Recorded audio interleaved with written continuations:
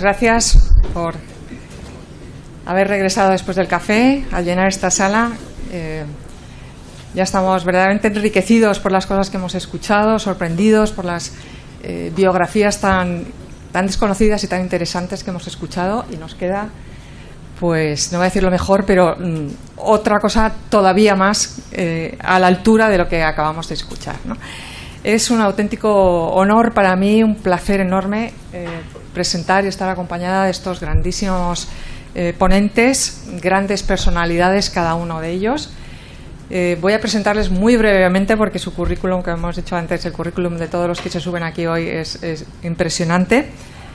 Jesús, querido padre Jesús Sánchez Adalid, un escritor conocidísimo, autor de proyección internacional, de muchísimos bestsellers que a lo mejor algunos de ustedes ya han leído, licenciado en Derecho, juez, ejerció de juez varios años antes del sacerdocio, con innumerables responsabilidades como sacerdote, y además de eso pues es profesor de ética en la Universidad de Extremadura, académico de número de la Real Academia de las Artes y las Letras de Extremadura, tiene más de 13 premios literarios, todos los premios literarios que cualquier historiador desearíamos, el Fernando Lara de novela, el novela histórica de Alfonso X el Sabio, el de novela histórica internacional de Zaragoza, en fin, un listado enorme de premios. Y, por supuesto, está reconocido con muchísimos otros premios y honores personales, que es un auténtico placer. Jesús ha hecho un enorme esfuerzo porque viene directamente desde Cuenca, te lo agradecemos muchísimo. Y a mi izquierda, a mi derecha, José María Michavila, además de un enorme amigo personal. Sobre todo eso, por eso estoy aquí. Me está recordando cada mañana, vaya liada, pero no. En fin, es un orador además brillante, abogado, empresario, profesor, con una carrera política que todos ustedes conocerán como ministro de Justicia y otros tantísimos cargos. Está aquí como historiador, que es también colega historiador. Por supuesto, bueno, también padre de 5 hijos, una familia extraordinaria que me honra también con su amistad, y también pues miembro de un montón de patronatos, de fundaciones, desde Amigos del Museo del Prado, fundaciones que se dedican a la acción social, es decir, con una personalidad también rica, brillante y polifacética como la de Jesús Sánchez Adalid. Ellos dos nos van a ilustrar sobre un personaje central de estas jornadas y absolutamente a la altura de lo que estamos escuchando, que es Teresa de Ávila, Santa Teresa de Jesús, cada uno desde su diferente perspectiva y sus diferentes modos de entender el personaje. Intervendrá primero el padre Sánchez Adalid, cada uno como 35 minutos así, 35 o 40 minutos, después José María, y abrimos después unas preguntas para el que quiera preguntar. Bueno, sin más, adelante. Pues muchas gracias. Buenas tardes, muchas gracias a la Universidad Rey Juan Carlos y al Círculo Orellana. Gracias María José, querido José María, gracias. Y bueno, yo creo que me llamaron para que viniera a intervenir en esta jornada porque escribí mi novela Y de repente Teresa, que fue la novela oficial del 5º centenario del nacimiento de Santa Teresa.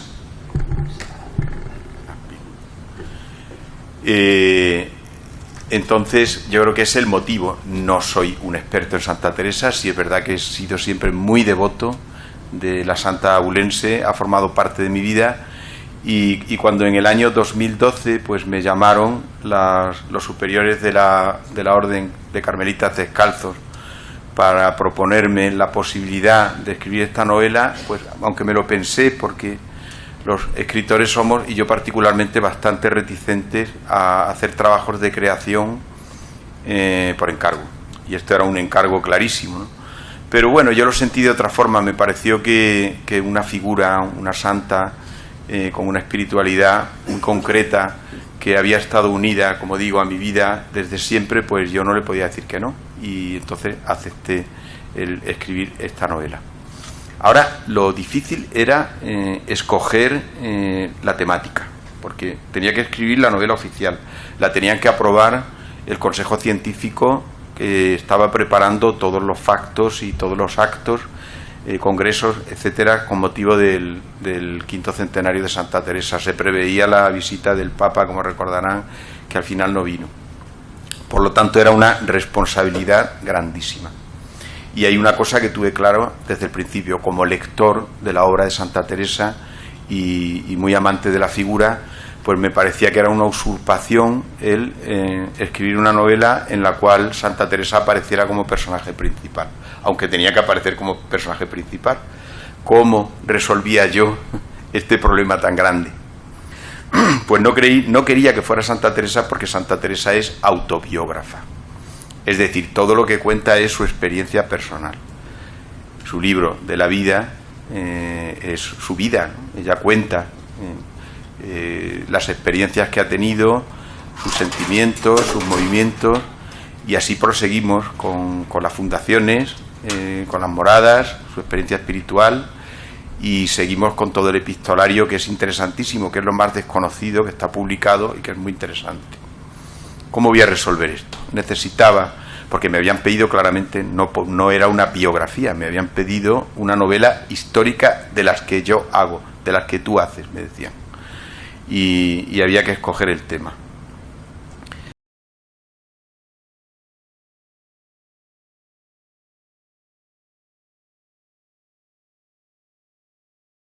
Conocía la vida de Santa Teresa, soy muy de su obra, y descartando esa posibilidad de colocar a Santa Teresa en primera persona o un narrador omnisciente que empezara a narrar y volver a contar lo que ya ha contado de sobra, pues como digo, no me parecía oportuno.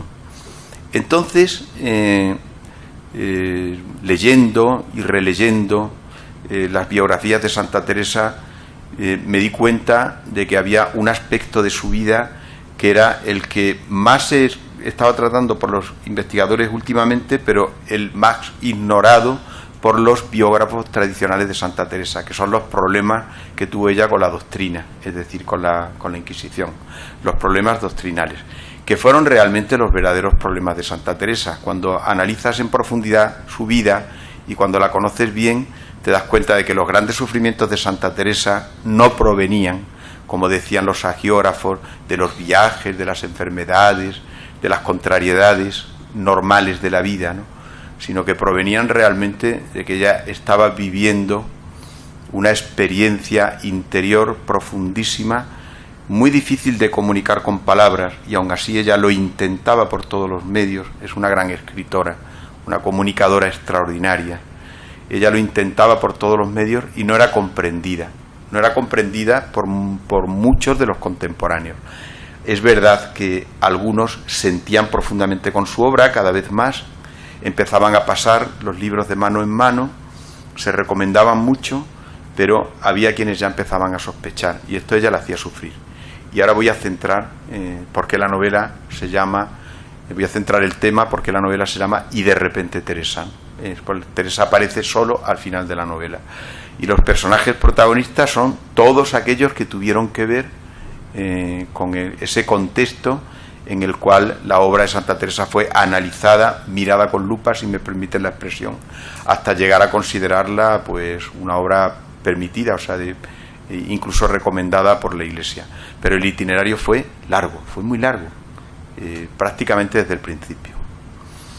La novela empieza, y mi historia, mi investigación empieza tratando de descubrir en profundidad un fenómeno muy corriente en el siglo XVI y muy desconcertante, que fue el iluminismo, conocido entre la gente como el alumbradismo, los alumbrados. España no tuvo un problema doctrinal con la Reforma como sucedió en otros lugares de Europa, es decir, para hacerlo esto más comprensible, el protestantismo no fue realmente un problema ni de la monarquía ni de la Inquisición española. Hubo algunos focos de protestantes, no vamos a entrar en ellos, pero fueron muy localizados, duraron muy poco tiempo y enseguida fueron controlados. Pero este otro fenómeno, el alumbradismo, más peligroso si cabe todavía, era cada vez más extendido, funcionaba de una manera secreta, como es natural, por miedo a la Inquisición, y se estaba propagando por amplios territorios. El iluminado es una persona que se sirve de la religión para sus propios fines, y entonces crea un montaje en torno, ¿no?, a su experiencia, a lo que él quiere hacer creer a los demás que viven, ¿no?, a su experiencia sobre todo pseudomística. Entonces convence a una serie de incautos seguidores, se los lleva con él y al final pues los manipula con todos los ardices y con todos los medios que son propios de los grandes manipuladores, ¿no? Le saca el dinero, abusa de ellos autoritariamente, abusa de ellos sexualmente, sí, se daba muchísimo en aquella época. En fin, son controladores, son personas muy tóxicas, muy, en fin, que al final acaban teniendo mucho poder. La Iglesia se dio cuenta del peligro que tenía este mal, lo consideraba una lacra nefasta, en un momento además en el cual tanto la monarquía como la jerarquía eclesiástica estaba sometida a una enorme tensión. España estaba viviendo el estrés permanente de tener que ser defensora en Europa de la fe, ¿no?, como una misión que se había arrogado como propia. Tenía que luchar contra el turco en el Mediterráneo y al mismo tiempo contra el protestantismo en Europa. Esto había hecho sufrir mucho al emperador Carlos V y así se lo había transmitido a su hijo Felipe II. Le había dicho: ten mucho cuidado que nunca entre el protestantismo en España, porque entonces estamos perdidos, ¿no? Y por eso empieza esta guerra de religión sangrante y de pronto, intentando por todos los medios que no arraigara en la geografía hispana, pues aparece algo que es mucho más incontrolable, este movimiento, ¿no?, que además no tiene una doctrina porque se mueve de otra forma, fluye de otra manera. Es una comedura de coco, si me permiten la expresión. Y surgen una serie de personajes muy curiosos, que en un primer momento además no son fáciles de controlar, porque hay alumbrados muy incultos, muy poco preparados, que enseguida se detectan sus maniobras y enseguida la Iglesia actúa.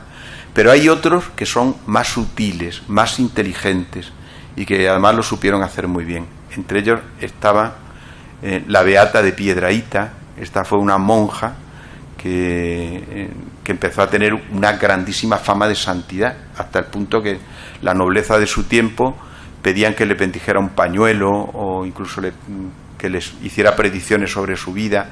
Había verdaderas colas en Piedrahíta, en el convento, para hablar con ella, ¿no?, para entrar en contacto con la Beata. La Beata al final, como suele suceder con estos personajes, empezó a hacer cosas extrañas.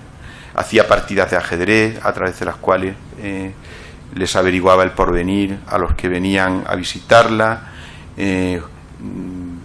manoseos de manos, una especie de cosas extrañas, ¿no?, abrazos, arrumacos con los caballeros, cosas de este tipo que la gente al final acaba contando y se acaba descubriendo el misterio. Entonces la Inquisición entró, averiguó a través de los muchos testigos, que cada vez eran más, y entonces pues hubo un proceso y bueno, se la sometió a una disciplina que fue la de estar enclaustrada y no tener contacto con las personas, porque por lo visto su poder era tan grande que los incautos caían como moscas.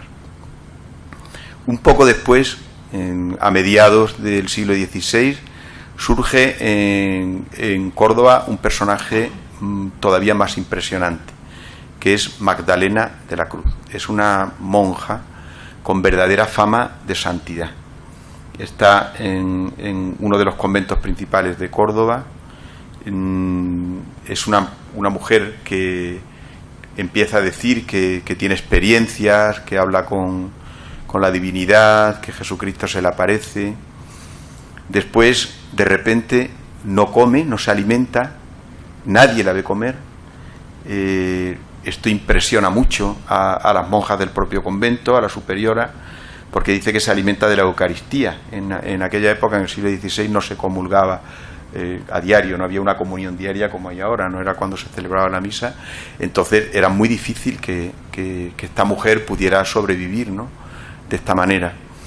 Ella vive experiencias impresionantes, se comunica además con Felipe II, le hace predicciones, el rey empieza a confiar bastante en ella, envía de vez en cuando emisarios para que le pregunten. Ella es una gran consejera, es una persona más culta, más preparada, y además es capaz de ganarse totalmente al obispo de Córdoba, al que le correspondía en aquel tiempo. Y se lo gana porque hay un acontecimiento que resulta sorprendente para toda la ciudad de Córdoba, y es que el día de la procesión del Corpus Christi, que tenía que pasar por el convento de la Encarnación, que es donde estaba ella, se produce un fenómeno que es, al detenerse la Eucaristía justo delante del convento, se derrumbó una pared y apareció Magdalena de la Cruz de rodillas delante, cuando se disolvió el polvo. Lo describen muy bien los informes que yo he leído, y aparece ella orando delante de la Eucaristía. Esto ganó a toda la ciudad de Córdoba, todos los que habían estado presentes, ¿no?, ante el milagro de Magdalena de la Cruz. Pero claro, este gran misterio: no come, se caen las paredes, hace adivinaciones, habla con Dios. ¿Qué está pasando aquí? Pues al cambiar la superiora empieza a hacer reuniones con las monjas, y entonces las que ella tenía más controlada, más de cerca, había creado como una especie de camarilla de seguidoras que funcionaban por miedo o por un terror reverencial, como suele suceder con estas personas. Claro, le habían ayudado durante la noche a escarbar allí en las paredes, que eran de tierra. Entre todas habían hecho hasta dejar un poco la pared nada más. Después, dando una patada, pues habían derribado la pared y ya apareció la santa allí colocada. Y como esa maniobra, pues empezaron a descubrirse las siguientes, ¿no?, que por la noche le llevaban comida, que en fin, que vivía como una reina, había reunido una cantidad de oro enorme de los donativos que recibía y que por lo visto enviaba aquí y allá. Entonces, cuando se empieza a descubrir todo esto, y el sumum del pastel se descubre cuando aparece embarazada. Aparece embarazada y además de repente con todo el pelo rubio. Y entonces dice que ha sido el Espíritu Santo y en fin, agua oxigenada pura, claro, que se había dado ella, era morena. Todo esto es muy desagradable, pero imagínense, les puede hacer una idea de lo que era realmente el alumbradismo. Era esto. Como estas historias hay muchísimas. Este es el contexto en el cual Teresa de Jesús empieza a vivir. Como bien saben, había nacido en el año 1515, y empieza a vivir su propia experiencia espiritual, que para ella misma es desconcertante desde el principio, y que por eso empieza a ponerla por escrito. Se lo aconseja el padre Báñez. Ella recibe primero un consejo del por entonces obispo de Ávila, un Mendoza. Le dice que escriba su experiencia. Este Mendoza la lee, le parece interesante y empieza a recomendarla. Le entrega el libro primero a su hermana, y a partir de ese momento el libro empieza a correr de mano en mano. Como saben, Santa Teresa es, por decirlo de alguna forma, una vocación tardía. Entonces habían pasado ya algunos años del fenómeno de Magdalena de la Cruz en Córdoba, pero era conocido por todo el mundo. El paralelismo es inevitable, ¿verdad? O sea, empiezan a pensar una monja en un convento que tiene ciertas experiencias, que empieza a tener muchos adeptos, muchos seguidores. La propia Teresa de Jesús, como así cuenta el padre Gracián, no quería que le nombraran siquiera a Magdalena de la Cruz. Tanta gente se lo habría dicho. Cuando ayer hablé con el padre Fren, uno de los principales biógrafos carmelitas de Santa Teresa, me contó que es una de las cuestiones más oscuras, y le pareció muy interesante que se abordara el tema en la novela. El caso es que cuando la lectura, cuando empieza a extenderse la lectura del libro de la vida, muchas personas que no entienden bien lo que ahí se explica, lo que ahí se cuenta, pues se ponen en contacto con la Inquisición, como es natural.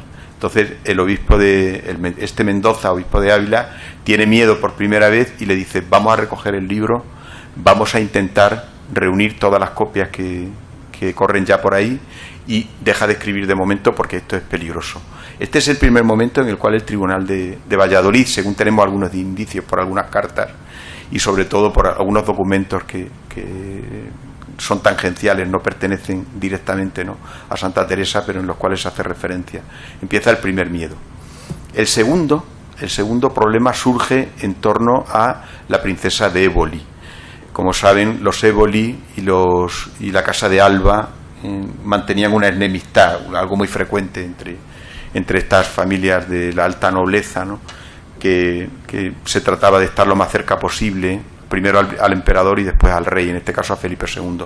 La princesa de Éboli, a través del secretario Antonio Pérez, y a través de su propia amistad, la amistad de su esposo y de ella misma con Felipe II, pues era una de las figuras más preeminentes en la corte de Felipe II. Lo mismo sucedía con la casa de Alba. La princesa de Éboli es en un primer momento absolutamente asombrada, ¿no? Se convierte en fan, si me permite la expresión, de Santa Teresa, y como suele suceder con estos personajes poderosos, pues la intenta tener para sí. Le parece que una mujer tan influyente en su época, de la cual empieza a hablar todo el mundo, que además comunica experiencias con tanta verdad, con tanta autenticidad, pues la quiere tener como propia, y choca, ¿no?, con la casa de Pastrana, con la casa de Alba, y esto le causa grandes problemas, ¿no?, porque no puede tenerla totalmente. Bueno, este episodio es muy conocido porque aparece en la famosa serie de televisión, se habla permanentemente de él, pero es la propia princesa de Éboli la que parece que está bastante claro, la que pone en conocimiento del gran inquisidor de aquel tiempo sobre las experiencias que está teniendo esta mujer, que es demasiado célebre y que está contando cosas extrañas que se parecen bastante a lo que había vivido Magdalena de la Cruz. Aquí empieza un problema. El inquisidor de esta época tiene mucho conocimiento del alumbradismo, del iluminismo, ha estado en contacto con el obispo de Plasencia, donde habían surgido núcleos importantes, con los iluminados de Llerena. Entonces este Soto y Salazar, se llamaba el inquisidor de aquella época, pues tiene mucho cuidado, y entonces empieza, por decirlo de alguna forma, porque no conservamos, este es el problema, que no conservamos los procesos inquisitoriales, o por lo menos las pesquisas que se hicieron, o las primeras gestiones, ¿no?, en torno a la obra de Teresa de Jesús. Pero sí tenemos los indicios a través de las cartas, a través de la queja que hace la propia Teresa de Jesús y a través de las personas que le rodeaban. Pero la princesa de Éboli cae en desgracia. Saben que el secretario cayó en desgracia, fue encarcelado, y entonces ella se retira del círculo de influencia de la corte y ya no tiene las armas suficientes para perseguir a Santa Teresa. Santa Teresa, mientras tanto, la Santa Andariega, lo recuerdan, está permanentemente en movimiento. Se está moviendo por Úbeda, va a Sevilla. En Sevilla, donde ella misma, recuerdan aquella queja, ¿no? Cuidado porque acá el demonio anda suelto, ¿no? Tiene muchos problemas. El arzobispo Sandoval y Rojas, desde un primer momento, la tiene en el punto de mira, porque Teresa se empeña, como era ella, no era obstinada, en fundar en Sevilla, y Sevilla ya había demasiadas fundaciones, el obispo tenía que tener mucho cuidado de cuidar de ellas, no era fácil, pero claro, todo el mundo quería fundar allí. Recuerden la importancia que tiene aquella Sevilla que está mirando al Nuevo Mundo.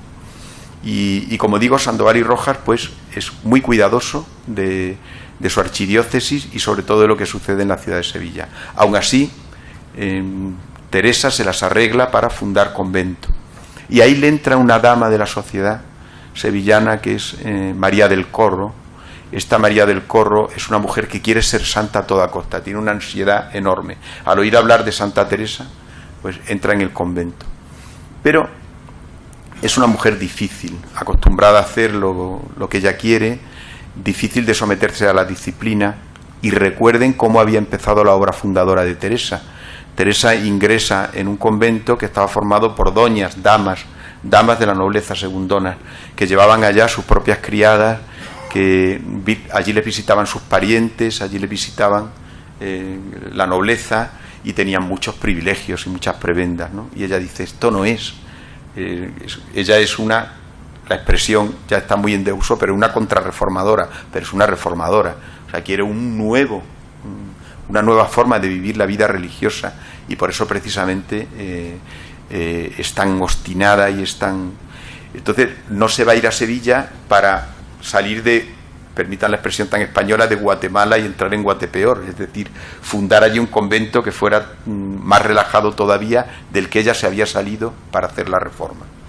Y esta María del Corro parece que iba por ese camino, ¿no? Quería que se impusiera allí su norma, ella tenía poder en la ciudad de Sevilla, conocía a mucha gente, conocía sacerdotes, conocía gente influyente, y la denuncia a la Inquisición. Denuncia las visiones que comunica Teresa de Jesús. Magdalena de la Cruz había vivido muy cerca de Sevilla, en Sevilla había habido muchos fenómenos iluministas, y entonces ahí empieza el miedo. Al comunicárselo al arzobispo, el arzobispo lo pone en conocimiento de los inquisidores, y los inquisidores inmediatamente inician un proceso. Ahí sí tenemos claro que se inicia el proceso. Se ponen en conocimiento del inquisidor general. Pero aquí hay un cambio, el cambio de inquisidor.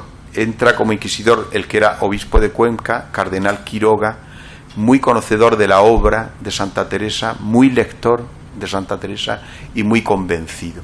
Y envía a Sevilla un relator especial, un ministro especial, ¿no?, para que investigue sobre la vida de Santa Teresa, sobre la obra de Santa Teresa y sobre lo que ella está haciendo en Sevilla. Desconocemos el nombre de este ministro especial, pero sí sabemos que él, mientras estaba haciendo la pesquisa en la obra de Santa Teresa, ya el gran inquisidor, el cardenal Quiroga, había enviado todos los libros de Santa Teresa al padre Báñez, a Valladolid. Este fraile dominico lee toda la obra con mucho cuidado y redacta un amplio informe que, gracias a Dios, conservamos casi en su mayoría, ¿no?, lo principal del informe, en el cual declara que es recta doctrina, que no hay nada que esté en contra de la Iglesia, que es una obra sincera y que por lo tanto no ve motivo ninguno. El procedimiento en Sevilla queda sobreseído, no va a la cárcel, porque recuerden que los que eran investigados iban a la cárcel de la Inquisición. Estaba por entonces en el castillo de San Jorge en Sevilla. Esto no es baladí, porque en la cárcel detenido había estado nada menos que el arzobispo Carranza, que era el primado de España, arzobispo de Toledo y arzobispo de las Españas, y había estado San Juan de Ávila, también en esa misma cárcel de la Inquisición, en el castillo de San Jorge. San Juan de Ávila, que había sido precisamente uno de los amigos, mentores, y con el cual se había escrito Santa Teresa. Entonces, el inquisidor, que por cierto eran dos inquisidores, uno de ellos, Carpio, era tío de Lope de Vega, con lo cual parece que la historia muchas veces pues juega, ¿no?, nos juega con estas cosas. Entonces no les queda más remedio, como digo, que sobreseer el procedimiento, y termina la investigación sobre Santa Teresa. A partir de ese momento, que ya contaba con una buena edad, ya estaba ella bien mayor, fatigada, después de todas estas luchas. Muere en el año 1582, como bien saben, y las palabras que dice en el lecho de muerte son el mejor epitafio y la mejor sentencia y el mejor resumen para todos estos sufrimientos. Por fin muero, hija de la Iglesia. Esas son las palabras que dice. Esto refleja perfectamente el terror, el miedo, la incertidumbre que ella había pasado. Aunque era una mujer de fe, aunque era una mujer de profunda fe, había sentido muy cerca los pasos de la envidia, del rencor, de la rabia, por su influencia, por ser una influencer, permítanme, de su tiempo, ¿no?, que había servido para ayudar a muchas almas, a muchas personas, ¿no? Y esto, como saben, pues siempre suscita la rabia de del demonio y del mal que se revuelve y hace sufrir, ¿no? Esto fue la clave de su sufrimiento, según yo entendí después de leer esta biografía, y tiene una gran enseñanza para todos, ¿no? Hay que ser auténtico, hay que ser de verdad, no hay que fingir nunca, y menos en asuntos de fe. Cuando uno duda o no siente aquello que cree que debe sentir, mejor callarse y esperar. Muchas gracias, buenas tardes.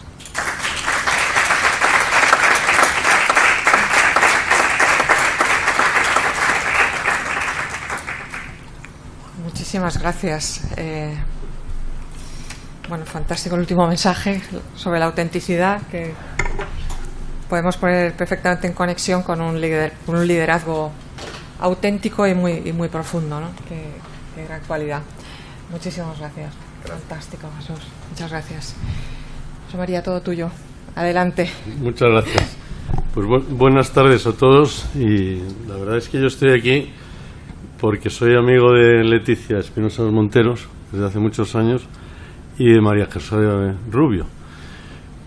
Y solo por eso, porque yo de Santa Teresa pues realmente no tengo el honor ni la suerte que tiene el padre Sánchez Adalid de saber mucho de ella. Solo tengo un campo que se llama La Santa, en Ávila, que le pusimos el nombre en homenaje a Santa Teresa, y es verdad que he leído mucho de ella. Y cuando hay un personaje en la vida de Santa Teresa, que es un personaje importante, que es el primer provincial, que es el padre Ángel de Salazar, que ejerce en la vida de Santa Teresa algo parecido a lo que han ejercido mis dos amigas, María José y Leticia, en mi vida en esta mañana de hoy. Como saben ustedes, Santa Teresa fue designada priora del Monasterio de la Encarnación, que la mejor forma de conocer a Santa Teresa es ir a sus conventos, a sus monasterios, y singularmente el de Ávila de la Encarnación es un sitio donde uno es muy bien acogido. Y ella fue nombrada priora un día en el que, como dice bien el padre Sánchez Adalid, la historia juega, que fue el 7 de octubre de 1571, que seguramente para todos los que sois historiadores os sonará como un día muy importante, porque es el día en que se produce la victoria de los cristianos sobre los turcos en la batalla de Lepanto, y es la razón por la que el Día del Rosario, o la Virgen del Rosario, es el 7 de octubre. Ese día es ella elegida patrona, priora, y lo es elegida contra su voluntad y contra la voluntad de las propias monjas, a quienes se les priva del derecho que tienen de elegir a la priora y se le impone como priora a Santa Teresa, que tiene que entrar en la Encarnación por un ventanuco, y la argucia a la que se acude, como ustedes recordarán, y les aconsejo que vayan, es poner a una imagen pequeñita, que es la Virgen de la Consolación, que está ahí todavía puesta en el convento de la Encarnación, la sientan en el sillal que corresponde a la priora, y Santa Teresa se sienta entre las demás monjas y deciden, como ustedes no quieren elegir a Teresa, no de Cepeda, que era el apellido de su padre, sino de Ahumada, que era el apellido de su madre, que es el que ella, como buena feminista, había elegido, no quieren elegir a Teresa de Ahumada priora, vamos a elegir a la Virgen de la Consolación, y en su nombre actuará Teresa de Ahumada. Y así estuvo durante casi 6 años ella de priora en el convento de la Encarnación. Bueno, pues a mí me han sentado aquí, no como la Virgen de la Consolación, pero algo parecido. Y bueno, pues en este tiempo que me lo habéis dicho he hecho alguna reflexión. Y he hecho una reflexión que no sé si al profesor y sacerdote Sánchez Adalid le parecerá correcta o no, pero yo me he permitido hacerla porque la historia juega. Hay una forma de ver la vida y la historia que San Agustín decía, que es elevarte y ver cómo Dios juega con el hombre en la historia y cómo la acción de Dios se manifiesta a lo largo de los siglos. Y evidentemente Santa Teresa de Jesús, su vida, su legado y su lección, y luego hablaré un poquito de su legado y de su lección, un poquito, modestamente, pero su vida sin duda es una de las más claras manifestaciones de la acción de Dios en la historia de la humanidad.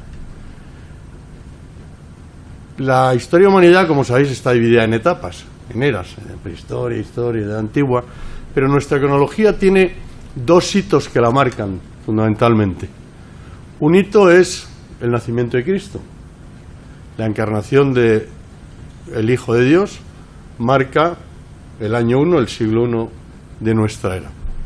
Evidentemente, la acción de Dios en el mundo tiene una razón muy obvia, y es que Dios elige para encarnarse el momento en el que, aparte de no existir ni Instagram, ni fotos, ni nada, porque hubiera sido un lío tener a Jesús con tantas fotos, en un momento en el que 12 señores del norte de Galilea son capaces en 50 años de expandir la doctrina por todo el mundo, porque existía un entorno geopolítico que se llama Imperio Romano, que permite que esos 12 señores, que son pescadores, que no tienen lectura, que no tienen cultura, sin embargo tienen fe, y se pueden expandir por toda la red de comunicación que tenía el Imperio Romano por el mundo conocido, a extender el cristianismo.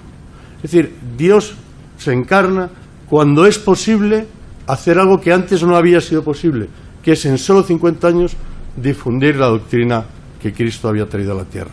Eso no había sido posible antes, porque antes no había esas redes de comunicación. Antes del Imperio Romano existía el Imperio Griego, el Imperio Egipcio, el de Mesopotamia, que eran todos imperios localizados. El Imperio Romano tiene la capacidad de generar calzadas, comunicación, a través de las cuales se expande el cristianismo. Bien, ese es un primer hito histórico. El segundo hito histórico lo protagoniza la vida de Santa Teresa. Santa Teresa, que nació, como bien se ha dicho, en 1515, 28 de marzo. Yo también nací un 28 de marzo de muchos años después, razón por la que tengo una especial devoción también a Santa Teresa.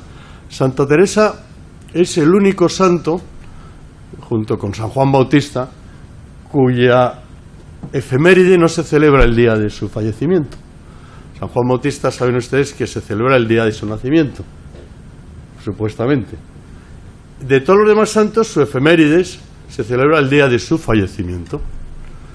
Y Santa Teresa no falleció el 15 de octubre, falleció el 4 de octubre de 1582. ¿Pero por qué se celebra el 15 de octubre Santa Teresa? Porque hubo un segundo cambio en la historia de la humanidad, en la cronología de la humanidad. Si antes decíamos que el año 1 es el del nacimiento de Cristo, el calendario juliano es el que había regido hasta 1582. Y resulta que el Papa Gregorio XIII, casualmente en 1582, decide en el mes de enero que el 4 de octubre de 1582 van a desaparecer 11 días del calendario. Es decir, que el jueves 4 de octubre, que es cuando fallece Santa Teresa, se convierte el día 5 en 15 de octubre. Se quitan 11 días del calendario. ¿Por qué? Porque en el calendario juliano cada 100 años se perdía 29 horas, con lo cual en los 16 siglos se habían perdido 11 días. Dicen, ¿y por qué no se celebra el 4 de octubre, que todavía era 4 de octubre? Pues porque 3 siglos antes ya la Iglesia había empezado a celebrar un santo de la misma categoría, de la misma potencia reformadora y creadora de orden, que es San Francisco de Asís, que se celebra el 4 de octubre. Y entonces, cuando Santa Teresa ya muere en olor de santidad, se empieza a pensar que su día, a celebrar en su día, debe ser el día siguiente, el 5. Pero resulta que ese año el 5 ya es el 15 de octubre. Por eso en Ávila celebramos el Día de la Santa el 15 de octubre.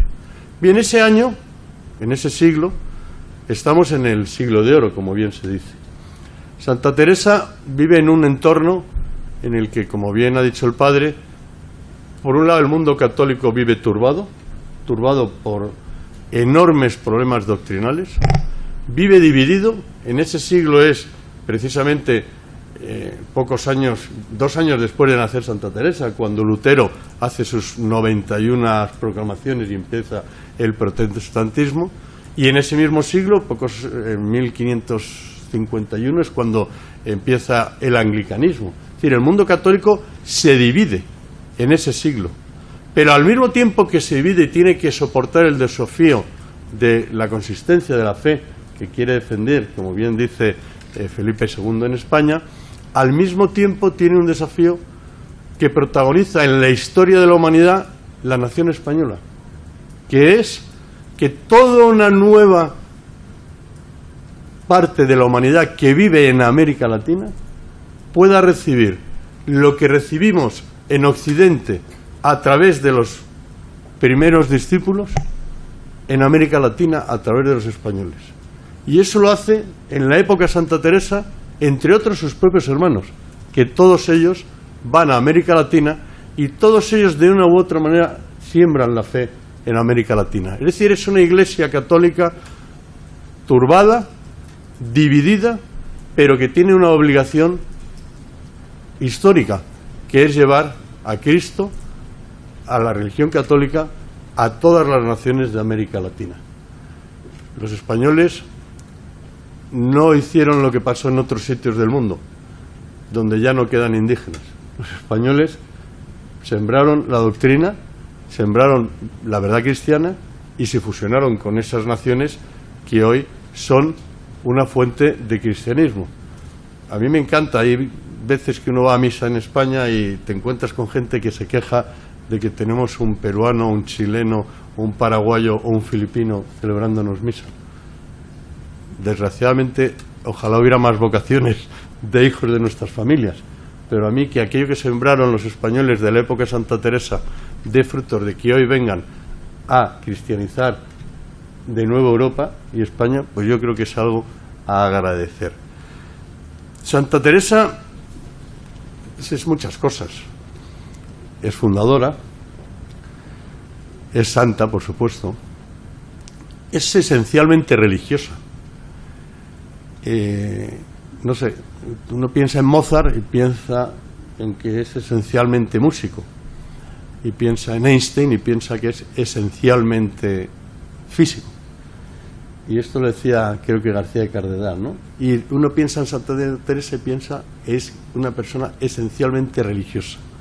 Pero esencialmente religiosa con un combate en su vida íntima extraordinario, como ha contado el padre. Una persona que entra en el convento para ser educada, pero que es una vocación tardía, porque realmente hasta 1562 no es cuando ella funda su orden religiosa. Y en tan solo 20 años funda 17 conventos. Es decir, es una persona de acción, pero una persona de acción que también es escritora, que es una escritora que reza y que hace una oración basada en la Biblia. Ella, su abuelo era judío, su abuelo Cepeda, en Toledo. Los judíos, los católicos, hasta hace poco no leíamos la Biblia. No la leíamos, es verdad. O sea, yo recuerdo que leer la Biblia era algo que a mí no me aconsejaron. Yo he leído la Biblia entera hará 15 años. Ella sí leía como los judíos la Biblia. Su oración está empapada de Biblia, está empapada de los evangelios. Es una oración muy mística, pero como bien ha dicho, es capaz de superar ese conflicto que había entre Cristo y el misticismo y hacer una cristología que tiene una entidad espectacular. Ella con San Ignacio transforma la teología, es la primera mujer doctora de la Iglesia por esta razón, declarada en 1970 por Pablo VI.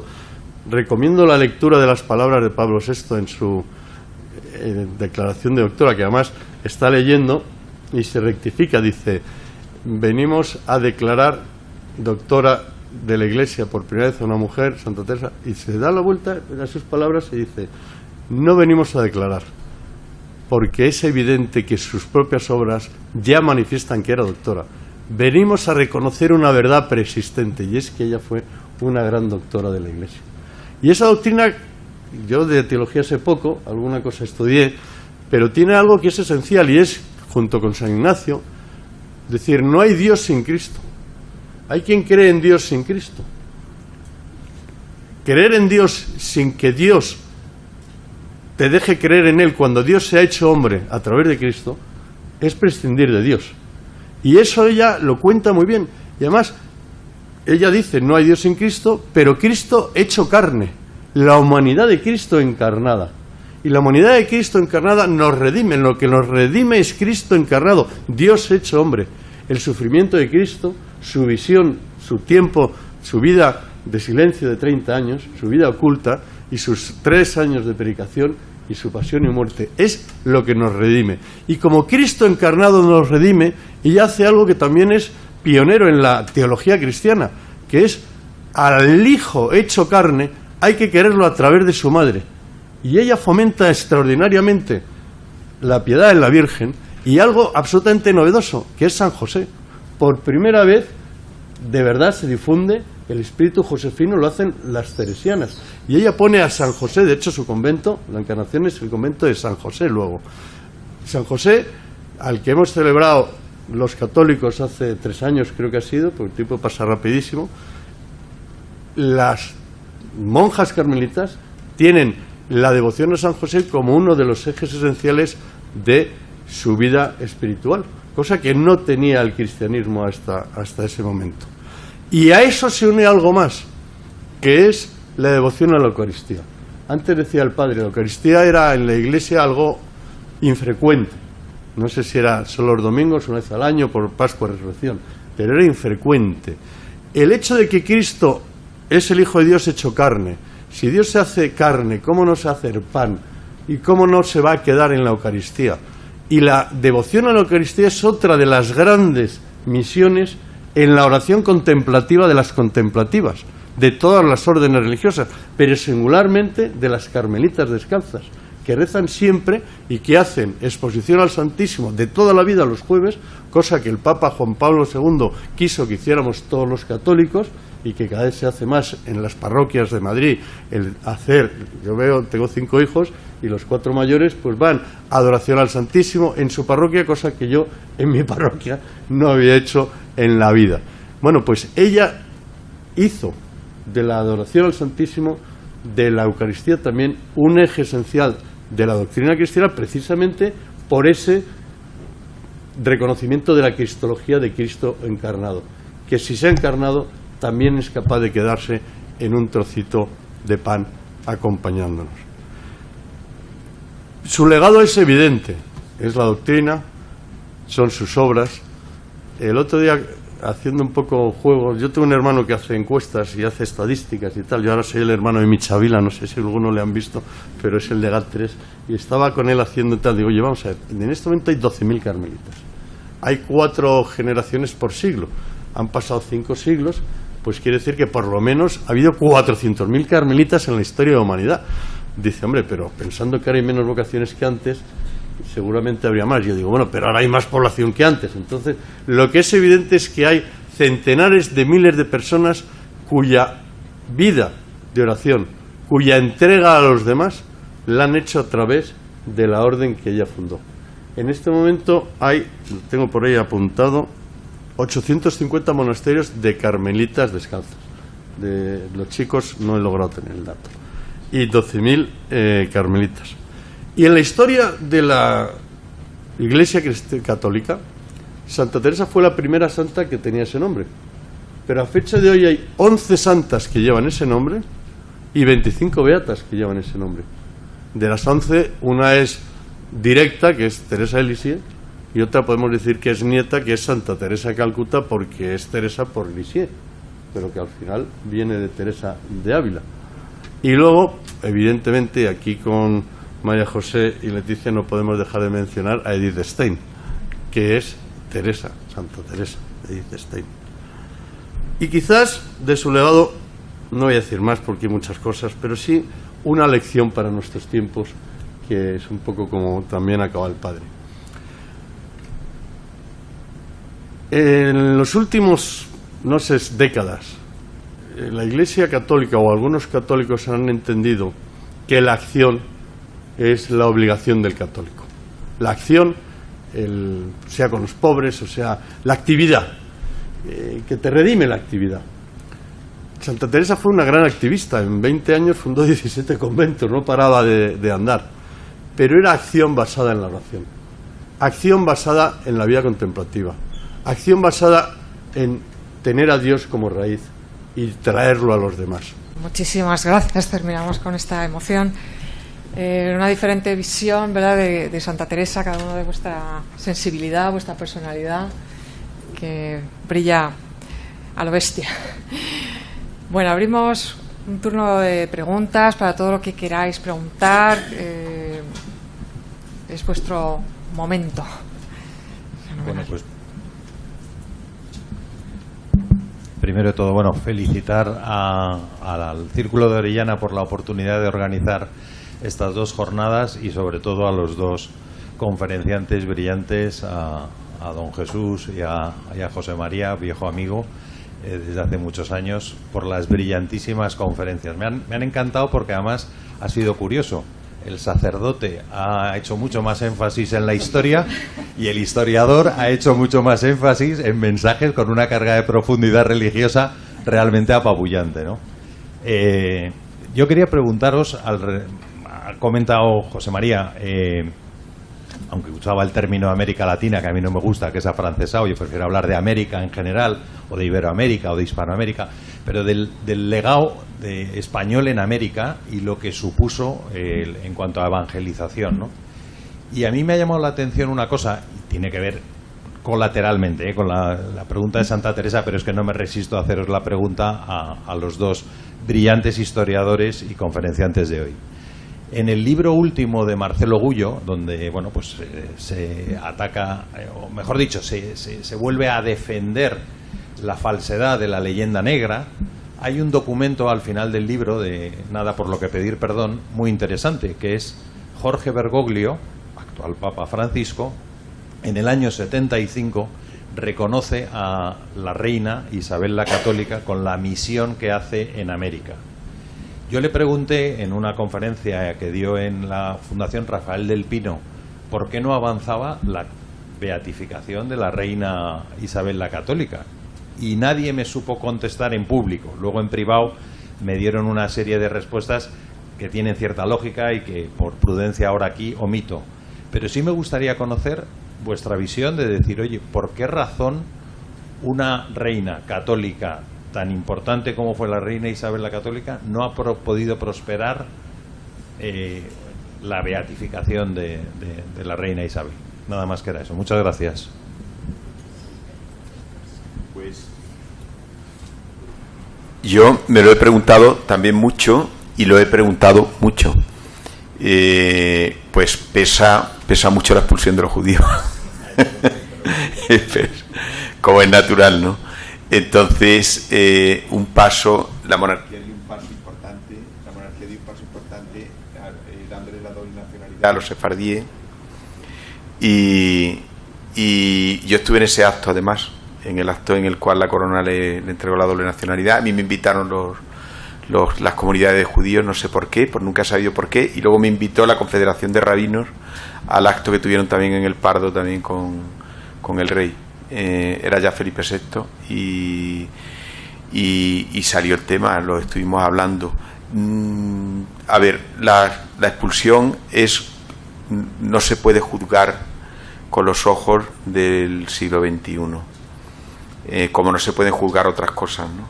La historia es la historia y la historia es el pasado. El pasado ya no existe, fue, pero ya no es. Pero es cierto que los méritos de la reina Isabel la Católica pesan mucho, ¿no? Pesan mucho porque era católica, era muy creyente y era una mujer de oración, ¿no? Respaldando aquí lo que ha dicho José María. Y el proceso es muy largo, muy complejo, según tengo yo entendido, poco conocido, y parece ser que se va a demorar todavía un tiempo. Es lo único que yo puedo responder. Ojalá en cualquier momento pues bueno, tuviéramos una sorpresa en este sentido, pero es que no se puede decir más. Estaba muy avanzado hace 9 años y después se detuvo. Eso es lo único que, cuando yo he preguntado, lo único que puedo decir. No sé si tendréis vosotros alguna información. Bueno, yo ya que has preguntado a los dos también digo algo. Yo no me lo he preguntado nunca, querido Gonzalo, con lo cual, por ende, no tengo respuesta, pero me satisface la que ha dado el padre.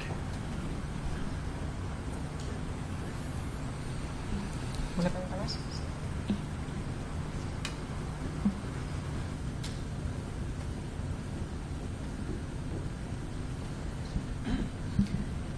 Hola, muchas gracias a los dos por esta conferencia, me ha encantado. Yo tengo dos curiosidades personales porque mi familia materna... ¿Puede acercarse, por favor? Perdón. Yo oigo muy mal y últimamente tengo alguna crisis, pero... Vale, perdón. Yo tengo dos curiosidades personales. Mi familia materna procede de un pueblo de Ávila y siempre se han contado en la familia dos leyendas. Una, que Santa Teresa no nació en Ávila sino en Burgondo, y dos, que Santa Teresa un día, saliendo de Ávila, se apoyó en los 4 postes, se sacudió las sandalias y dijo: de Ávila no quiero ni el polvo. Y me gustaría saber si es verdad. A ver, Gracias. Traducidme un poco porque he captado algo. Pero... ¿Que dónde nació exactamente Santa Teresa? Que yo sí me lo sé. Pues... Es que ella es de una familia de Ávila. A ver, la familia de Santa, tú lo has explicado muy bien, ha dicho el abuelo de Santa Teresa, Juan de Toledo, era de Toledo. La familia se traslada a Toledo precisamente por un problema, se traslada de Toledo a Ávila precisamente con un problema de la Inquisición, y entonces compran en Ávila un documento que certificaba la pureza de sangre, o sea, que eran cristianos viejos, ¿no? Eso era muy frecuente en aquella época. Entonces, en la época en la que nace Santa Teresa, ellos viven en Ávila. Claro. Pero, en teoría, supongo que habréis visto, ahora hay una asociación que se llama Patrimonio Teresiano, que son los que están haciendo también la ruta teresiana, que están juntando todos los conventos. Han recuperado la casa de los Ahumada, que estaba al lado de Burgondo. No es exactamente en Burgondo, es Gotaerrendura. Y en Gotaerrendura es donde supuestamente en esa misma casa familiar nació ella, porque la gente nacía en sus casas. Entonces, bueno, es verdad que existe ese debate singularmente en Ávila. Y el otro, que es una leyenda, que es lo que haya dicho ella, si ella se sacudió las sandalias, hijo de Ávila, no quiero ni el polvo, conociendo el carácter que tenía, porque a ella no la querían nombrar primero porque tenía un poco de mala uva, que tenía mucho carácter. Conociendo el carácter, pues no sería de extrañar que eso lo hubiera dicho, pero vamos, no tengo conocimiento, no lo sé. Si se me permite, Claro. soy Antonio Román, soy de Malagón, ya lo saben todos. Allí en Malagón se cuenta la leyenda alusiva al polvo de los pies, que ella primero estuvo en Daimiel y como allí no le prestaron ayuda para hacer el convento, pues no lo necesita. le dijo de Daimiel ni el polvo de los pies.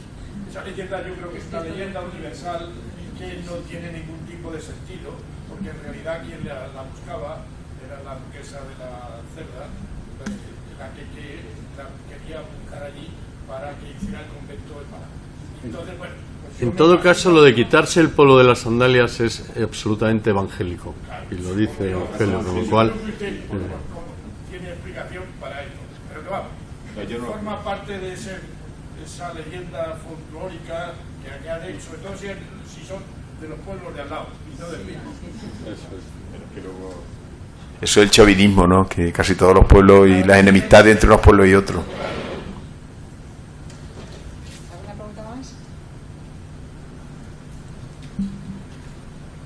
Bueno, pues yo creo que Teresa de Ávila ha sido, digamos, el resumen de todas estas personalidades de mujeres que hemos visto con un liderazgo en su época impresionante, capaces de sobreponerse a todos los obstáculos que se les ponía por delante, capaces de dejar huella realmente para la historia, de tener un sentido de la misión, que yo creo que es lo que se ve en ellas, en sus vidas, es este sentido de la misión, de una ambición personal enorme, pero para estar al servicio de una causa, de la causa que ellas simbolizan, y sobre todo con esta valentía, esta fortaleza. Yo tenía aquí una frase de Santa Teresa, precisamente sobre su valentía y su ánimo fuerte, que ella misma dice, que dicen que no le tengo pequeño y se ha visto, me lo dio Dios, harto más que de mujer. O sea, se sentía más valiente y líder que mujer. Entonces yo creo que estas mujeres nos han enseñado, son hoy un referente para todos de esto, ¿no? De esta valentía personal, este sentido de misión que se sobrepone a cualquier cosa, a cualquier cosa. Hemos hablado aquí de los 17 conventos en 20 años, que soy... En aquel tiempo. En aquel tiempo, con todo tipo de obstáculos físicos y trascendentales, ¿no? O sea, Bueno, ha sido magnífica esta intervención. Muchísimas gracias. Gracias y enhorabuena al Círculo de Orellana, Sí. Igualmente a Leticia y a María José. Y solo recordar que mañana tenemos otra sesión magnífica donde vamos a escuchar también personalidades muy, sobre todo, quería agradecer a los ponentes de hoy que además están aquí, a Juan Ramón, que hemos aprendido muchísimo de Sor Constanza de Castilla, a Belén Juste, con Ana de San Bartolomé, magníficos, muchísimas gracias. Mañana tenemos sobre Sor Patrocinio a Javier Paredes, que nos va a sorprender muchísimo igualmente, a María Jesús Cava, con Rafaela de Ibarra, y yo misma que hablaré de Dorotea de Chopitea, y después terminamos con Álvaro Marañón y José Alberto Parejo, que hablarán de la Madre Maravillas y la Madre Félix Torres. Entonces, mañana va a ser el colofón de todas estas mujeres magníficas de la historia que tanto nos enseñan, ¿no? Que nos sirven hoy como referente para nuestras propias vidas, que para eso sirve la historia, porque la historia es una escuela de vida. Bueno, muchísimas gracias a los dos y gracias a todos.